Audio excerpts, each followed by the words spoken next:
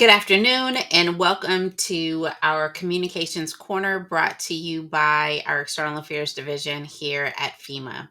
Today, we're going to talk about effective communications. And the reason why this topic is so important is because so many of you have a public facing responsibility to share information about how we go about doing our work. And so, I wanted to make sure that we provided, myself in particular, provided information to you to help you to do that well because it's so critical to every aspect of your work, whether you're talking to people internally or speaking to folks outside of the organization. How you communicate and present yourself is critical. So let's get started.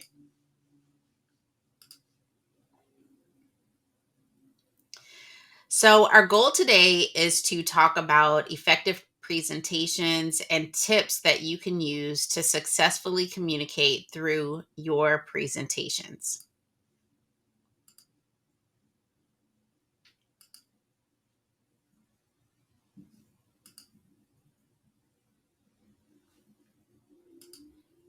All right. So my name is Brandy Richard Thompson. I'm the Public Affairs Officer at FEMA Region 9.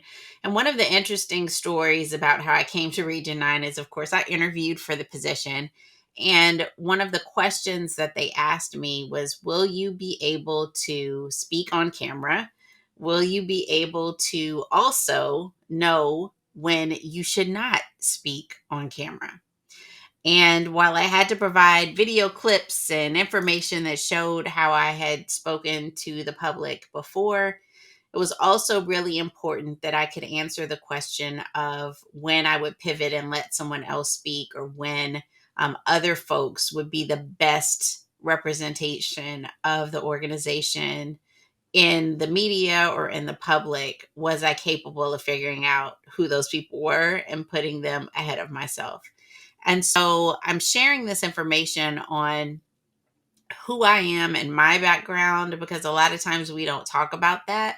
But I've spoken in so many different spaces, provided presentations on so many different topics, both inside agencies, outside agencies, as spokesperson for organizations, etc., that I thought it was important that we cover this topic and really get into why your presentation skills are so important.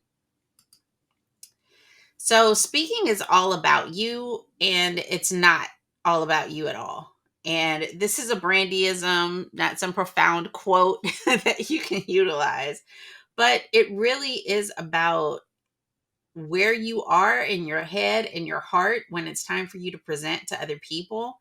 And it's also not about you, in that the goal is that the audience that you're speaking to gets the information that they need so that they can act on that information.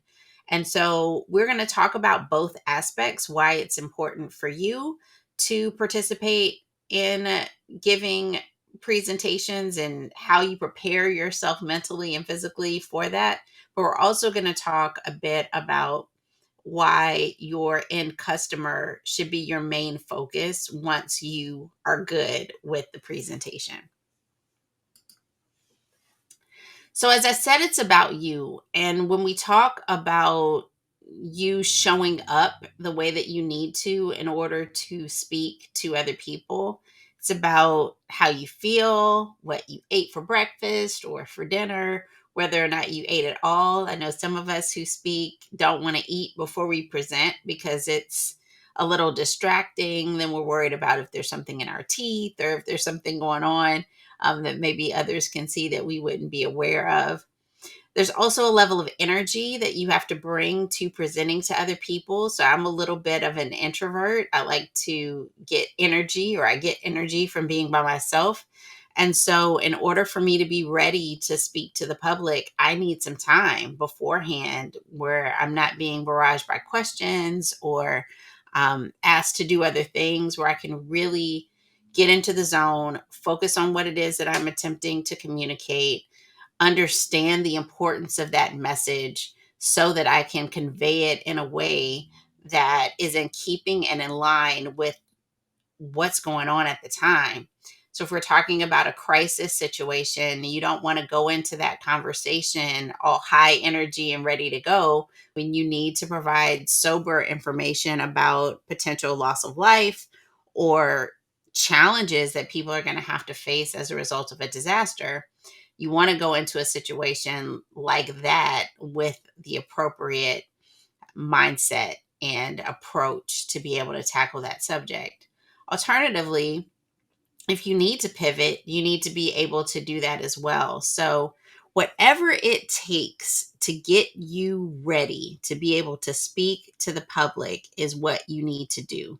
If you need to stand in front of a mirror and do a Superman pose, if you need to breathe deeply for a few minutes just to regulate your heart rate and get you calm and ready for the conversation, if you need to speak affirmations and remind yourself of how amazing you are and that your voice needs to be heard in this moment.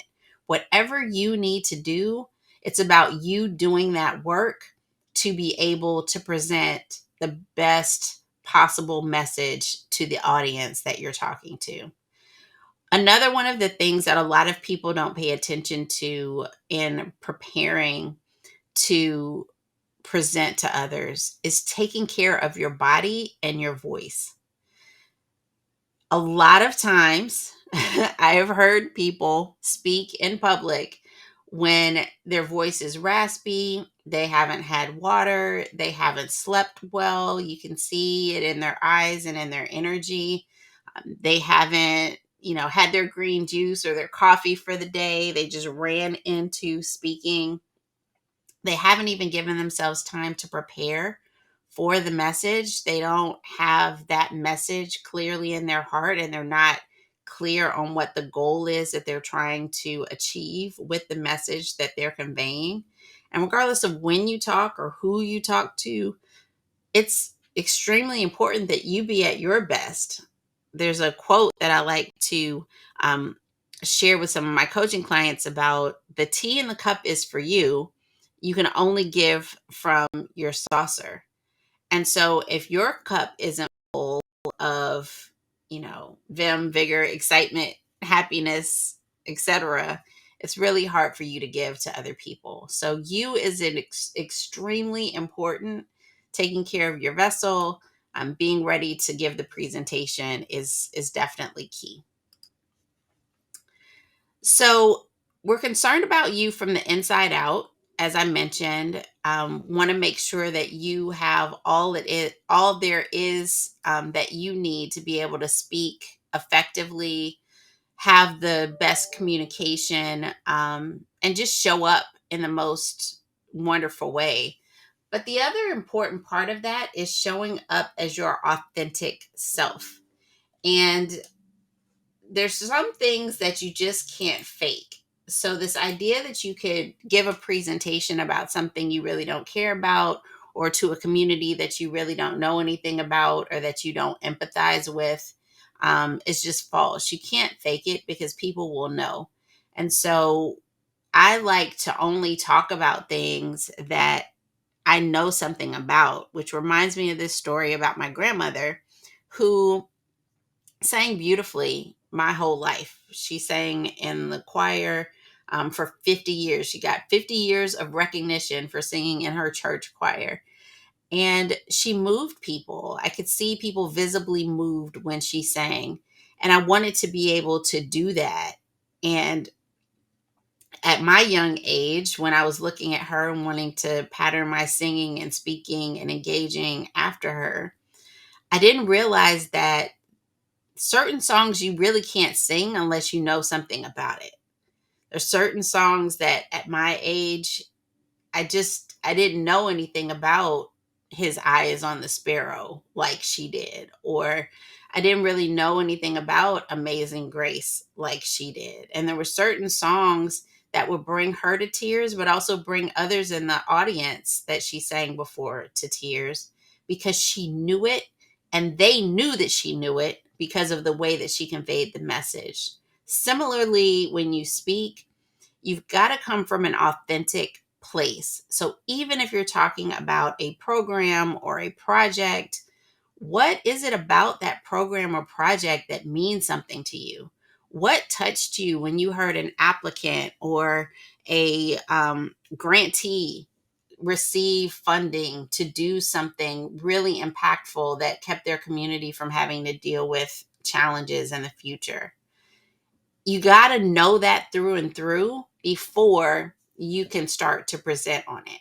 And I know a lot of times we're put in positions where we are not that person, but that's the time to pivot and say, hey, I need you to speak on this for me, or I need to bring this other voice into this conversation so that they can convey that authenticity and that realness to others so that they can receive the message.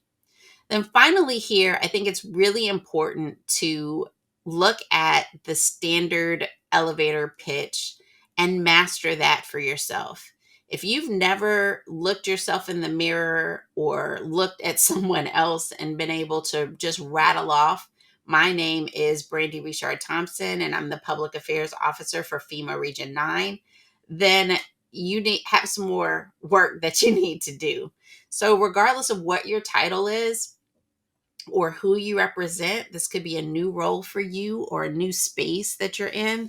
It's important for you to have a basic understanding not only of who you are in that role, but also how that role can connect to the outside world. And when you're thinking about how that role connects, it's not going to be the same for everyone, which leads us to a conversation about audiences. But before we go to audiences, I want to make sure that you get this point that your elevator pitch, whether it's 60 seconds or 2 minutes, 2 minutes is a little long, but if you need 2 minutes, that really helps you to be able to communicate, or that will communicate to other people what it is that you do very succinctly. If you have that down, that is a basic building block for the rest of the presentation that you do.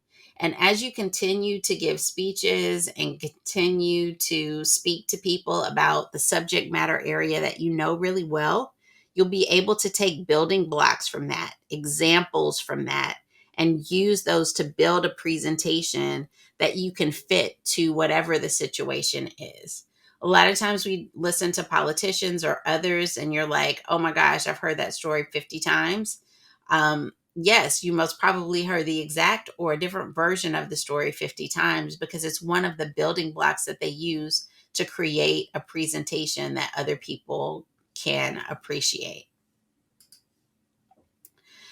So, one of the things that you've got to know about yourself are your problem areas. And your problem areas may be different from mine. Mine are super visible because I've been on C SPAN a couple of times and they have these terrible pictures of me that you can see in fuzzy, grainy glory on this page.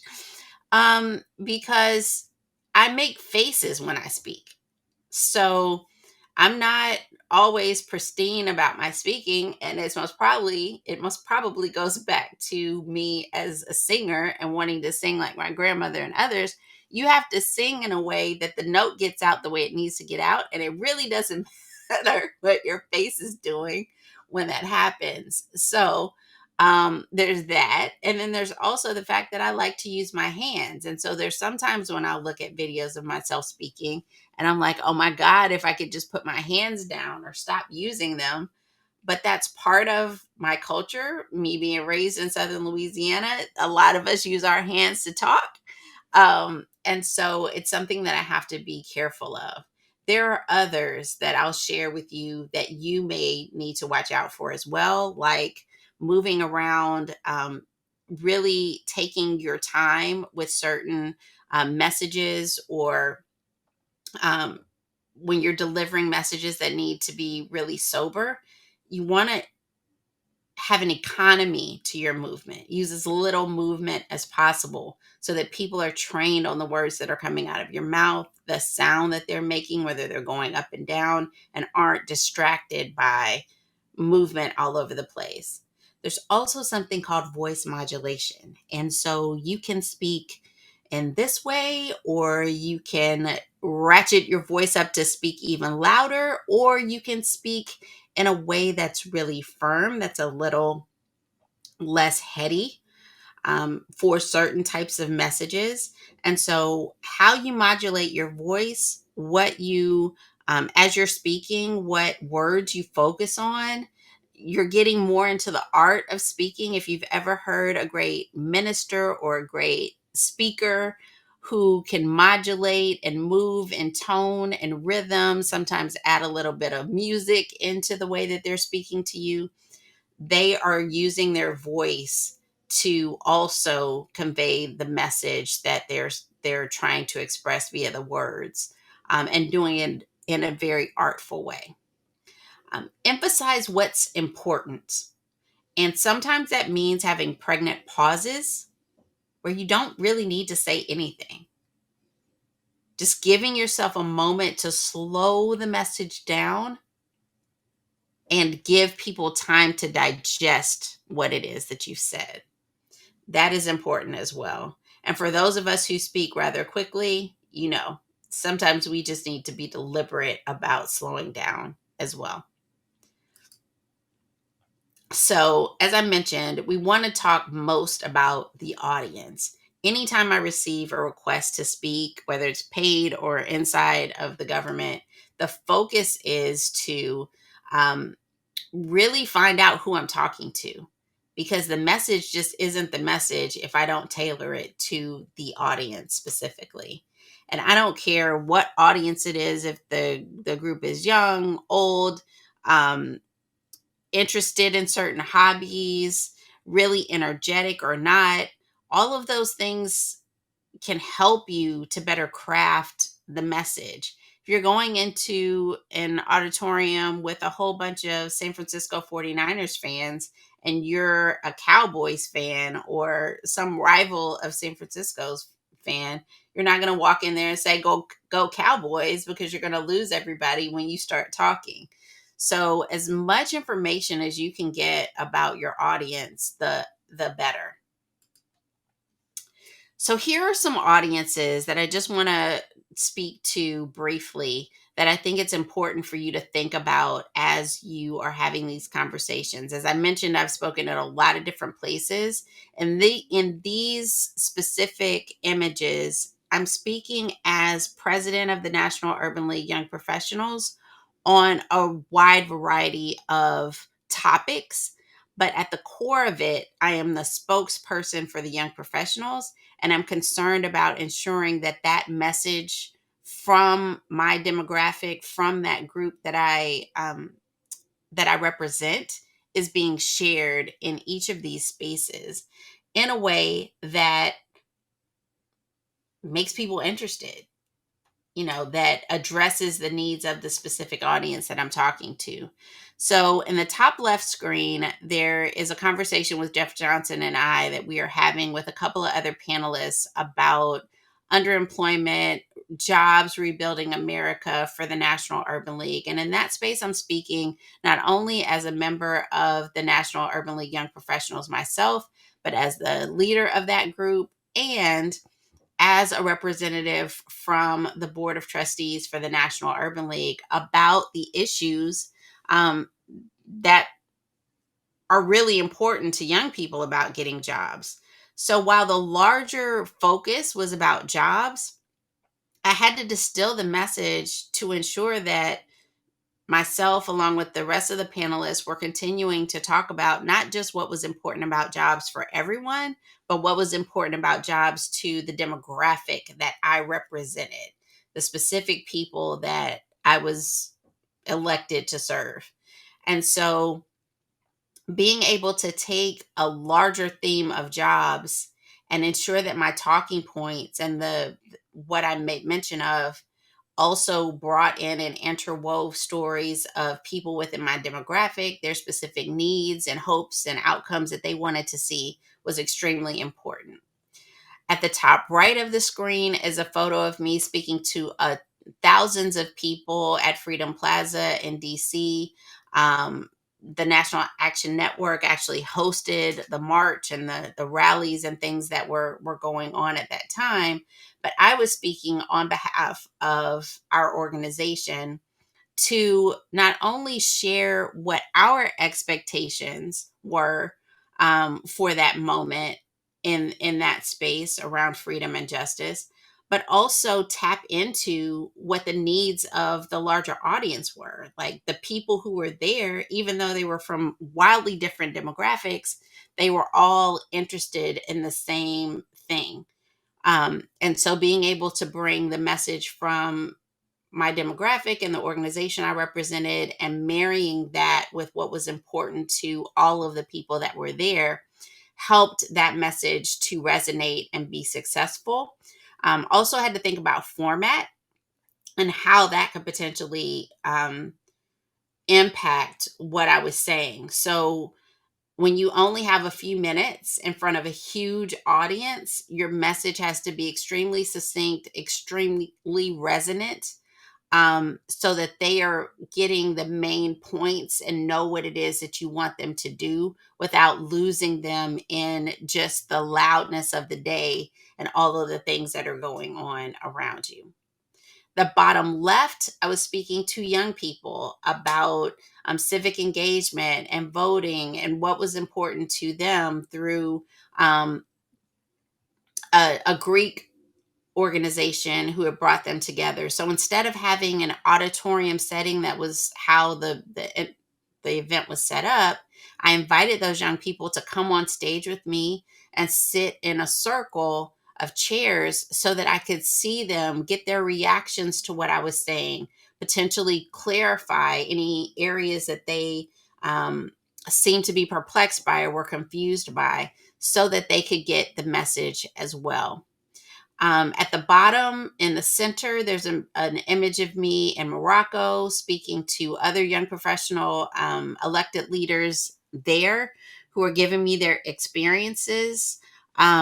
And so my responses and my presentation had to be really targeted in response to what they shared and what was important to them.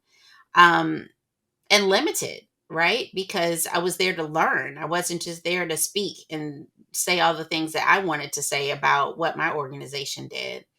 And then on the right, I was in China, at another diplomatic meeting, and the goal was for me to listen. In fact, I made I don't know if it was a faux pas because I don't know if I really cared, but I did ask some questions about social media, um, and the lack thereof, the lack of access in China, and realized that you know they didn't want me to ask those questions, and so maybe being more reserved in those spaces was going to be better for me and the people that I was there working with. So quickly, one of the things that is extremely important is that when we have conversations that in a presentation format, whether you're briefing leadership or whether you're having conversations with external partners or you're giving a presentation for your team, a good speech includes telling people what you're going to tell them, then telling them that thing, and then recapping what you told them. Those are the three ways to really be effective at getting your point across. Now, as you're telling people what you're going to tell them, introduce the topic by framing it specifically for your audience. So, when you know what the audience is, you know what story to tell, you know what to draw from. And stories are extremely powerful in sharing content, because if you don't catch them at the beginning, it's quite likely that they won't stay throughout the rest of the presentation. Second, you're going to tell them, so you're going to present based on what your audience wants to know. So if you have three main points, which I love a good three main points, if you have to have five, okay, but like that's it, not 10. If you're going to tell them what you need to tell them, you're going to want to be succinct and speak to your personal experiences, your interactions, as I mentioned before, with the subject matter, not just this is what you need to do, this is how you need to do it, because the government is this way, blah, blah, blah. relevant examples. Give them examples from partners or the community or someone who actually got the grant and the struggles they went through and who they actually needed to talk to. That's how you'll keep people engaged. And then finally, you're going to recap what you told them and use that as an opportunity not to just restate what you said, but to embed those principles by giving people a call to action, by based on what you heard from the responses, referring to things that maybe people mentioned, going back to it. Maybe people, jumped up and down when you said one thing. You're going to want to hammer that point home because this is what people will remember from your presentation. So this is your final chance to really embed those principles so that people will remember them. The right message at the right time from the right person can save lives. And I don't care where you work in the government, but especially within FEMA, that is so critical. So please know that anytime that you're giving a presentation, you are actually able to change the trajectory of people's lives because they don't know how to access these programs. Otherwise, they wouldn't be asking you. So there's a wonderful opportunity here, and please know that we are here within Public Affairs and External Affairs to continue to help you with this process. I want to show you a quick video that's about 60 seconds just to give you an idea of what it looks like to be able to do exactly what it is that I'm saying to you.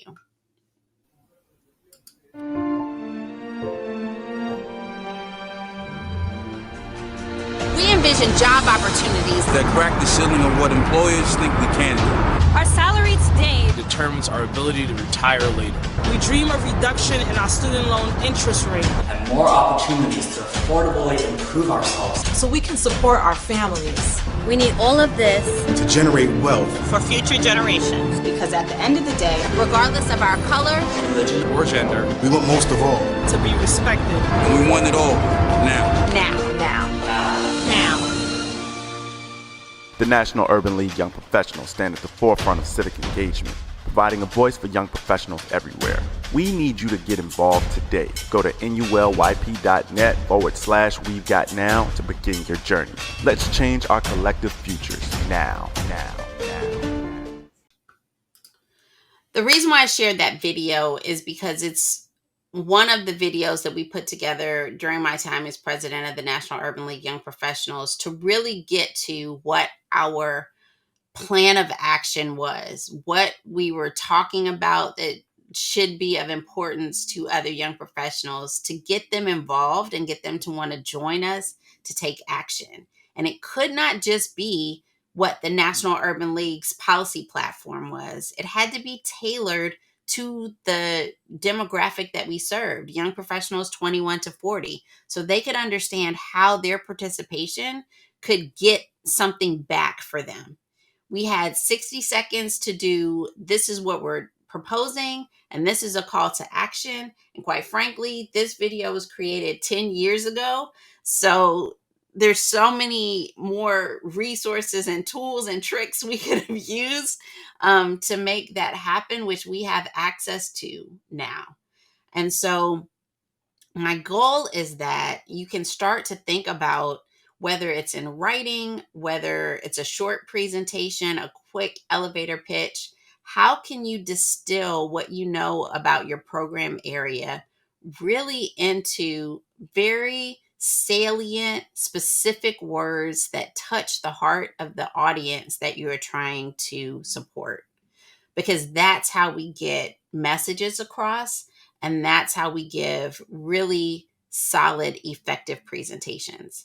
So I hope that this has helped you. There's another resource that will go with this that I will share in the message that I send out with this video. And thank you so much for joining, and have a wonderful day.